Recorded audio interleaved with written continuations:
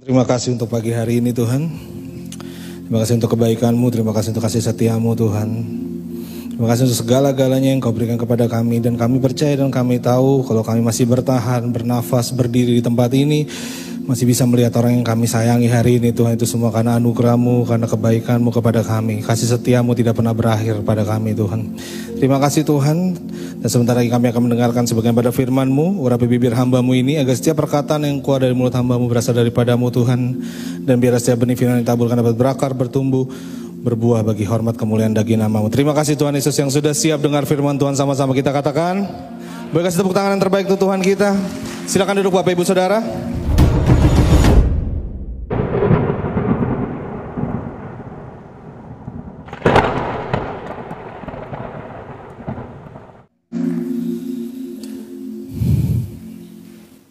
Shalom Bapak Ibu Saudara. Selamat pagi semuanya. Saya tahu hari ini, pagi ini mendung, tapi saya percaya jemaat GB Kamboja rohnya tetap menyala-nyala. Amin. Boleh kasih tepuk tangan sekali lagi untuk Tuhan kita. Oke, kita langsung buka dalam 2 Timotius 4 ayat ke-6 sampai ke-7. Boleh langsung ditampilin. Oke, terima kasih. Saya akan bacakan. Mengenai diriku, darahku sudah mulai dicurahkan sebagai persembahan dan saat kematianku sudah dekat. Aku telah mengakhiri pertandingan yang baik, aku telah mencapai garis akhir, dan aku telah memelihara iman. Sama-sama kita katakan, amin. Saudara, ini adalah bisa dikatakan salah satu surat penjara dari Paulus, saudara. Paulus pada waktu menulis ini, keadaannya adalah dia sedang dipenjara dan sedang menantikan hukuman mati. Ya, Paulus ini matinya dipancung, saudara. Dan ini adalah salah satu surat yang ditulis di hari-hari akhir. Makanya dikatakan, dan darahku sudah mulai dicurahkan. Ya, ini dikit lagi dia akan mati, saudara. Nah, saudara, dari sini kita belajar juga bahwa Paulus menggambarkan bahwa kehidupan orang Kristen, kehidupan kita, itu dikatakan seperti pertandingan, saudara. Ya, jelas dia katakan bahwa aku telah mengakhiri apa, saudara, pertandingan yang baik. Jadi dia menggambarkan bahwa kehidupan orang Kristen itu seperti pertandingan. Nah, namanya pertandingan, saudara.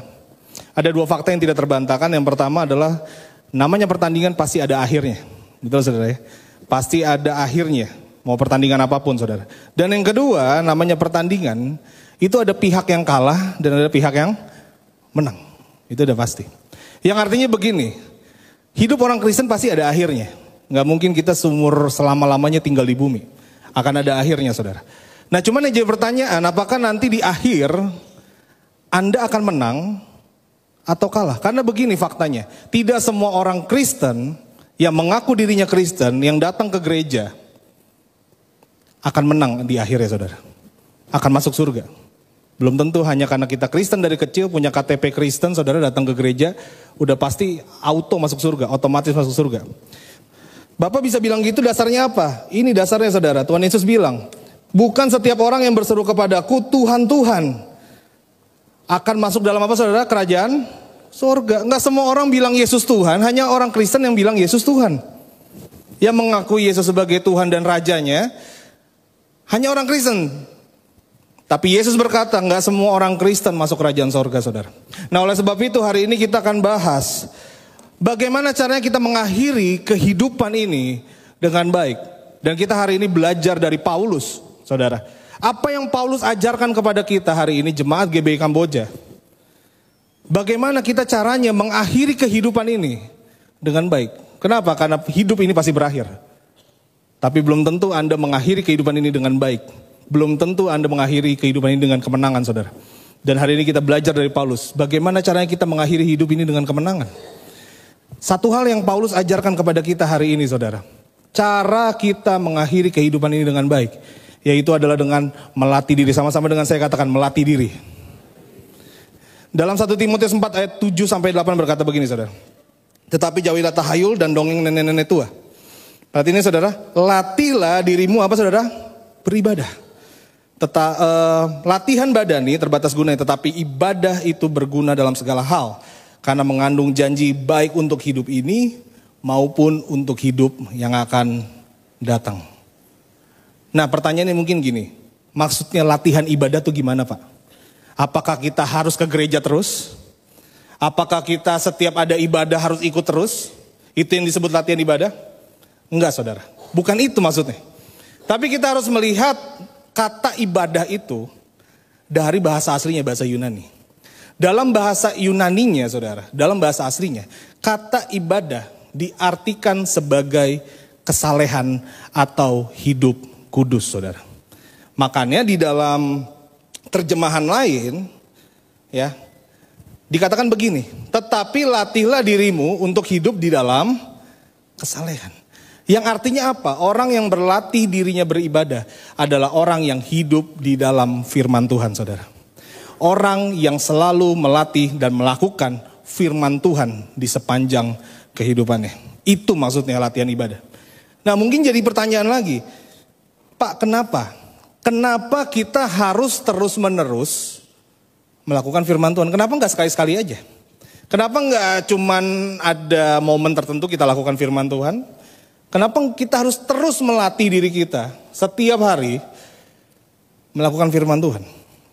Melatih diri kita beribadah. Saudara, saya hari ini mau bagiin ada 2 manfaat. Kenapa sih kita harus melatih diri kita beribadah? Dan manfaat yang pertama, saudara, yang mungkin banyak orang tidak sadarin. Saat kita melatih diri kita beribadah. Yang pertama, manfaat yang pertama, kita sedang membangun yang namanya apa, saudara? Kebiasaan. Saudara, latihan membangun kebiasaan. Tujuan dari semua latihan, apapun itu, membangun kebiasaan. Dan saudara, kebiasaan menentukan masa depan seseorang.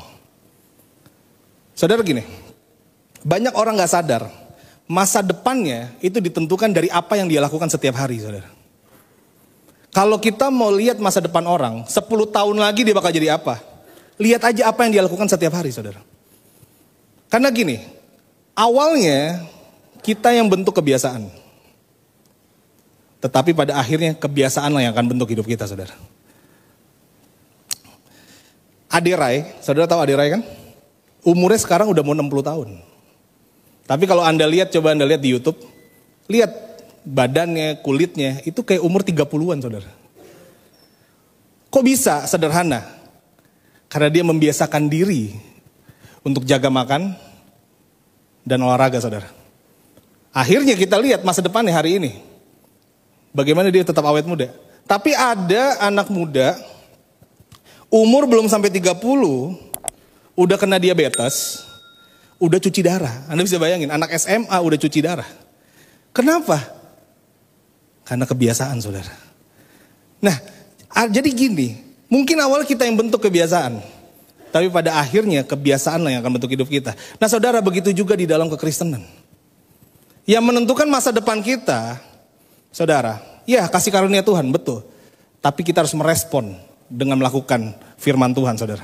Yang artinya kebiasaan kita melakukan firman Tuhan atau sebaliknya kebiasaan kita tidak melakukan firman Tuhan, itu akan menentukan masa depan kita. Saya mau ambil contoh. Stefanus dan Yudas Iskariot.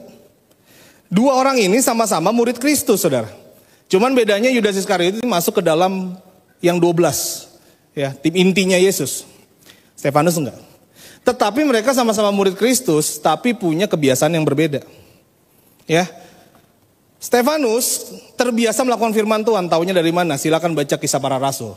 Bagaimana Stefanus ini digambarkan sebagai orang kudus, saudara. Tetapi Yudas Iskariot beda. Ya, dia murid Kristus, masuk dalam yang 12 inti itu.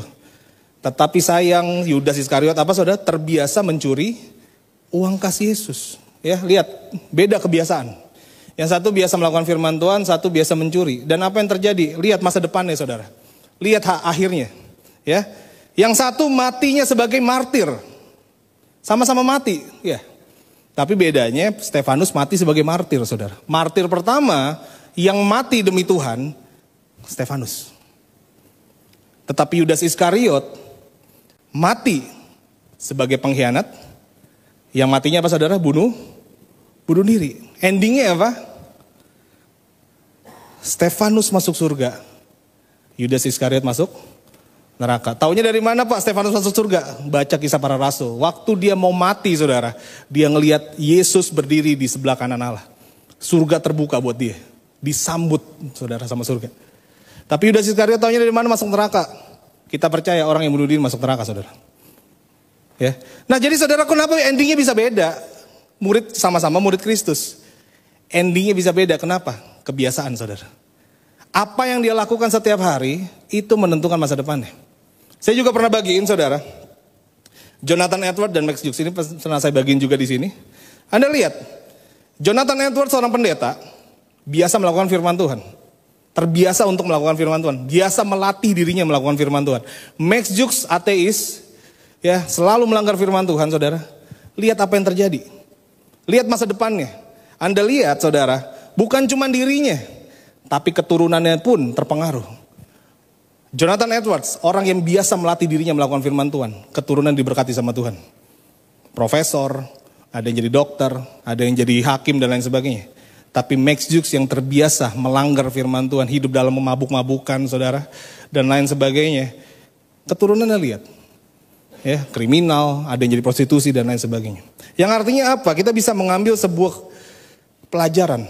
Kebiasaan seseorang melakukan firman Tuhan akan menentukan nasib seseorang di akhir kehidupannya saudara. Oleh sebab itu saudara, Matius 7 ayat 24-27 berkata, ini Tuhan Yesus yang berkata, setiap orang yang mendengar perkataanku ini dan melakukannya, ia sama dengan orang yang bijaksana, yang mendirikan rumahnya di atas batu. Kemudian turunlah hujan dan datanglah banjir, lalu angin melanda rumah itu.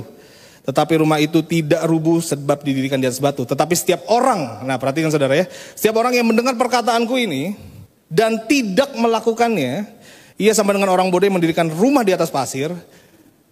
Kemudian turunlah hujan, datanglah banjir, lalu angin melanda rumah itu sehingga rubuhlah rumah itu dan hebatlah kerusakannya. Saudara, salah satu alasan kenapa orang Kristen sering jatuh bangun dari dalam dosa, bukan karena dia nggak tahu firman, tapi karena dia tidak menjadi pelaku firman. Itu alasan kenapa orang Kristen banyak jatuh di dalam dosa. Bukan karena nggak tahu firman, bukan karena nggak dengerin firman, dia tahu firman, saudara. Tapi dia tidak terbiasa untuk melakukan firman. Orang tahu mencuri itu dosa, tapi tetap mencuri. Karena apa? Terbiasa mencuri dibanding tidak mencuri, saudara. Orang tahu berzina itu salah, pasti tahu. Dari sekolah minggu pun kita tahu kok itu salah. Tapi kenapa tetap dilakuin? Karena terbiasa melakukan hal itu, saudara. Karena tidak biasa melakukan firman Tuhan. Kenapa? Firman Tuhan tidak dijadikan sebuah prinsip kehidupan. Tapi sometimes orang Kristen justru menjadikan firman Tuhan hanyalah alternatif. Kalau keadaannya baik kita lakuin, kalau keadaan nggak baik nanti dulu saudara. Ya, saudara, kita harus mengerti gini, kebiasaan itu sangat kuat. Kebiasaan itu powerful. Salah satu buku yang saya baca judulnya The Power of Habit. Yang nulis itu Charles Duhigg namanya. Dia menjelaskan di bukunya itu saudara. Ya, orang dengan kerusakan otak, dikasih sebuah studi kasus. Ada orang punya kerusakan otak, otaknya dimakan virus. Dia cuma bisa ingat memori itu 1 menit. Setelah 1 menit dia akan lupa. Jadi kalau Anda pukul orang itu, dia akan marah sama Anda itu cuma 1 menit doang. Setelah itu dia akan lupa saudara. Dia nggak akan ngerasa kalau pernah dipukul. Anda bisa bayangin ya, dia punya kerusakan otak. Tapi orang dengan kerusakan otak, anehnya bisa diajarkan kebiasaan baru. Ya makanya orang dengan kerusakan otak yang cuma bisa ingat 1 menit, dilepas di luar rumah, dia bisa kembali lagi ke rumahnya. Asal diajarkan kebiasaan itu. Yang artinya apa saudara? Yang namanya kebiasaan. Apa yang kita lakukan setiap hari. Yang kita lakukan secara otomatis, yang kita udah gak mikir lagi melakukan itu. Itu tertanam jauh di dalam otak bawah sadar kita saudara. Inilah yang menyebabkan kenapa orang dengan kebiasaan buruk susah melepaskan kebiasaan buruknya. Karena itu tertanam begitu dalam, saudara. Nah, oleh sebab itu, saudara, kalau orang Kristen, kalau kita mau menyelesaikan pertandingan hidup ini dengan baik dan mendapatkan kemenangan, kita harus sering-sering melatih diri kita melakukan firman Tuhan. Amin, saudara. Kita harus membentuk kebiasaan melakukan firman Tuhan. Kenapa? Karena kebiasaan melakukan firman Tuhan akan membentuk fondasi iman kita. Ya, jadi saudara, kalau kita mau mengakhiri pertandingan iman dengan baik, latihlah diri kita beribadah. Latihlah diri kita melakukan firman Tuhan setiap hari saudara. Jangan cuma sekali-kali. Tapi setiap hari, setiap ada kesempatan kita lakukan firman Tuhan. Ya, dan saat kita lakukan firman Tuhan, kita akan memperoleh kemenangan. Dan one day kita akan mendapat mahkota kehidupan. Boleh kasih tepuk tangan yang terbaik untuk Tuhan kita. Dan yang terakhir saudara, boleh saya minta pemain keyboard? Dan yang terakhir saudara, apa manfaat dari latihan? Apa manfaat, apa kegunaan dari kita melatih diri kita beribadah? Dan yang kedua, yang terakhir, waktu kita melatih diri kita beribadah, kita akan mempunyai yang namanya pengendalian diri. Sama-sama dengan saya katakan pengendalian diri. 1 Korintus 9 ayat 27 berkata, tetapi aku melatih tubuhku dan menguasai seluruhnya, supaya sesudah memberitakan Injil kepada orang lain, jangan aku sendiri ditolak. Ya, saya ulangi saudara. Tetapi ini Paulus yang bilang, tetapi aku melatih tubuhku dan menguasai seluruhnya, supaya sesudah memberitakan Injil kepada orang lain, jangan aku sendiri ditolak. Dari ayat ini saudara, kita lihat gini. Paulus sendiri itu sadar, kalau dia tidak menguasai dirinya, dia bisa gagal di dalam Tuhan saudara. Kenapa? Karena tanpa penguasaan diri, orang Kristen itu digambarkan seperti yang Amsal bilang. Dalam Amsal 25 ayat 28. Orang yang tak dapat mengendalikan diri adalah seperti kota yang roboh temboknya. Orang yang tidak bisa kendalikan dirinya, orang yang tidak menguasai dirinya, seperti kota yang roboh temboknya. Maksudnya gimana Pak? Saudara, zaman dulu, ya, zaman abad 1000 ke bawah, yang namanya tembok adalah sistem pertahanan terbaik pada waktu itu. Artinya sebuah kota kalau mau bertahan harus punya tembok. Kalau nggak punya tembok, gampang diserang, saudara. Gampang jatuh kotanya. Nah, saudara, orang Kristen pun juga digambarkan seperti itu. Kalau kita nggak punya pengendalian diri di dalam hidup kita, penguasaan diri, saudara, kita digambarkan seperti kota yang roboh temboknya. Yang artinya apa? Sederhana. Artinya setiap godaan dari luar, setiap serangan dari luar, dari manapun dari luar, saudara, itu dengan gampang menjatuhkan diri kita. Nah, oleh sebab itu, saudara, kita harus mengerti bahwa pengendalian diri itu akan membentuk batasan diri. Batasan diri akan menentukan keselamatan diri kita, saudara. Oke? Pengendalian diri, penguasaan diri kita itu akan membentuk yang namanya batasan diri. Kita tahu yang namanya batasan kalau kita punya pengendalian diri. Tetapi dan batasan diri akan menentukan yang namanya keselamatan diri. Saudara, jangan berpikir hanya karena Anda bijaksana, artinya Anda udah nggak butuh lagi pengendalian diri. No, hanya karena Anda udah senior, saudara, Anda udah makan banyak asam garam, artinya Anda nggak mungkin lagi jatuh dalam dosa. Itu fiktif, saudara, mitos. Ini dibuktikan dari Alkitab sendiri. Salomo, salah satu orang paling bijak dan paling kaya yang pernah hidup di dunia, jatuh di dalam dosa. Bukan karena dia kurang bijak, bukan karena dia kurang umurnya, saudara, tapi karena dia kurang pengendalian diri. Taunya dari mana? Ayat firman Tuhan, saudara. Dalam Pengkhotbah 2 ayat 10, Salomo sendiri berkata begini, aku tidak merintangi mataku dari apapun yang dikendakinya. Oke? Dan aku tidak menahan hatiku dari sukacita apapun. Sebab hatiku bersukacita karena segala jeripayaku, itulah buah segala jeripayaku. Artinya apa? Apapun yang Salomo mau, dia dapetin, saudara. Betul ya? Apapun yang dia lihat itu cantik, dia dapetin. Apapun yang dia lihat dia suka, dia dapetin. Dia tidak merintangi matanya, dia gak merintangi hatinya. Dia gak kendalikan dirinya. Makanya gak heran, istrinya bukan 5, bukan 10. Berapa, saudara? 1000. Kenceng banget kalau 1000. 1000, saudara. Ya, Anda lihat, ia mempunyai berapa? 700 istri, 300 gundik. Anda bisa kebayang, kita punya satu istri aja gak habis-habis, 1000. Kok bisa? Karena gak ada kendali diri, saudara. Anda tadi baca kan, dia gak membatasi dirinya. Dan akhirnya apa? Salomo salah satu orang paling bijak yang pernah hidup, yang menulis Amsal. Kalau kita baca Amsal sampai hari ini kita diberkati, saudara. Kita baca Pengkhotbah sampai hari ini kita diberkati. Satu quotes yang banyak dipakai, bahkan dipakai sama orang-orang non-Kristen, semua akan indah pada waktunya. Kita semua tahu itu. Itu yang tulis Salomo, saudara. Kata-kata yang begitu indah. Tapi Anda lihat, Di masa tuanya, dia jatuh ke dalam dosa, penyembahan berhala. Kalau Anda baca nanti. Kenapa? Karena Salomo tidak mengendalikan diri. Karena dia tidak punya pengendalian diri. Dia tidak membatasi diri. Karena dia tidak membatasi diri. Keselamatan dirinya pun rusak, saudara. Saudara, banyak orang Kristen yang saya tahu, yang saya kenal, jatuh ke dalam dosa, bahkan hamba-hamba Tuhan sekalipun.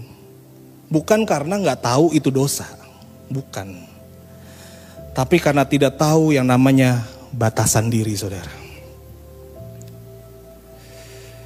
Dalam hidup ini, ada batasan-batasan yang gak boleh dilanggar dalam hidup kita. Kalau kita keluar di lalu lintas, saudara, ada yang namanya lampu jalan, saudara. Bukan lampu jalan, lampu lalu lintas. Waktu kita langgar itu, lampu merah kita jalan, cepat atau lambat pasti kecelakaan, saudara. Atau dalam kesehatan, ada angka-angka yang gak boleh kita lewatin. Ya. Angka gula darah, angka tekanan darah, dan lain sebagainya. Kalau itu kekurangan atau kelebihan, cepat atau lambat pasti jadi malapetaka. Nah gitu juga dalam hal rohani, saudara. Dalam kehidupan kita.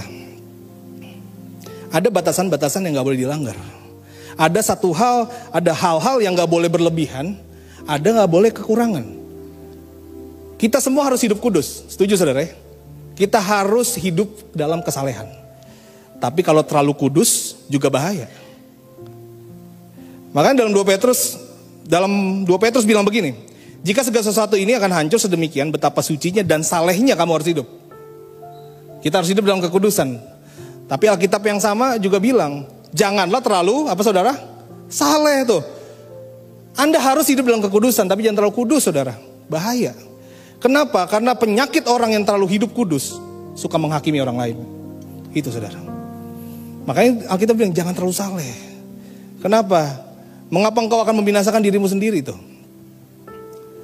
Saudara gini, setiap orang itu punya kelemahan. Kita semua yang hadir di sini punya yang namanya titik buta. Titik di mana kita sering terjadi jatuh dan terjadi kecelakaan, saudara. Dan jangan menyalahkan orang atas kelemahan kita. Kenapa? Karena firman Tuhan bilang, kelemahan kita itu tanggung jawab kita sendiri.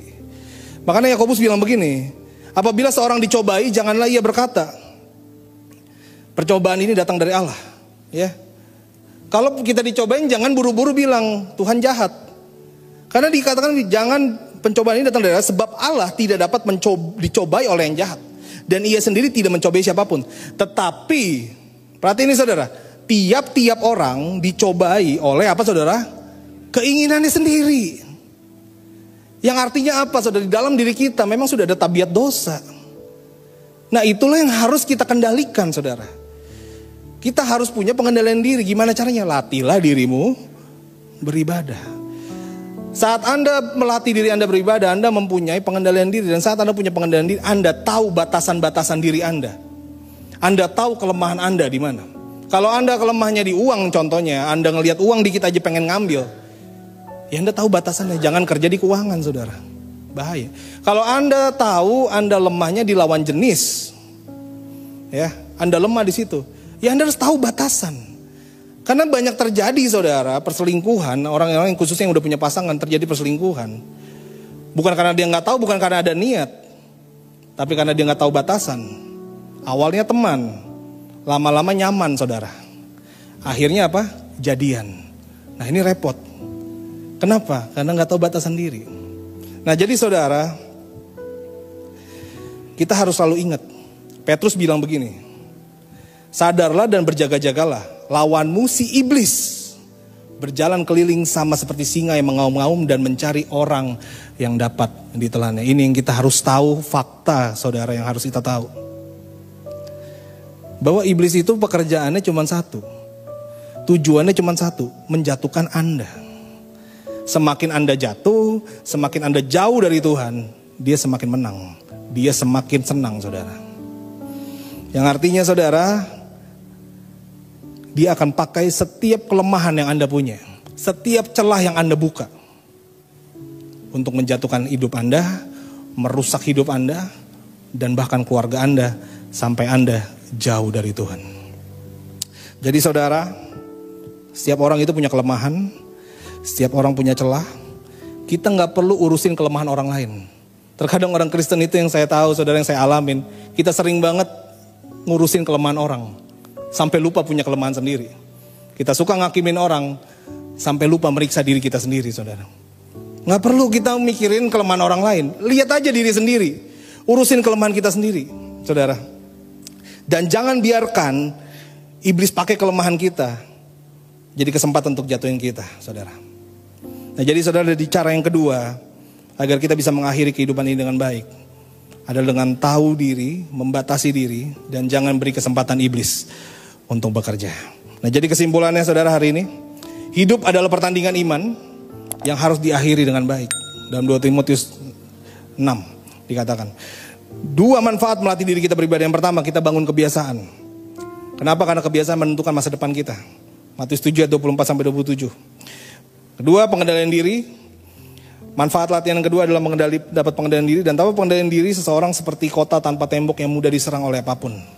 Dan yang terakhir, ingat dan waspadalah, iblis selalu bekerja untuk menjatuhkan anak-anak Tuhan. Boleh kasih tepuk tangan yang terbaik untuk Tuhan kita.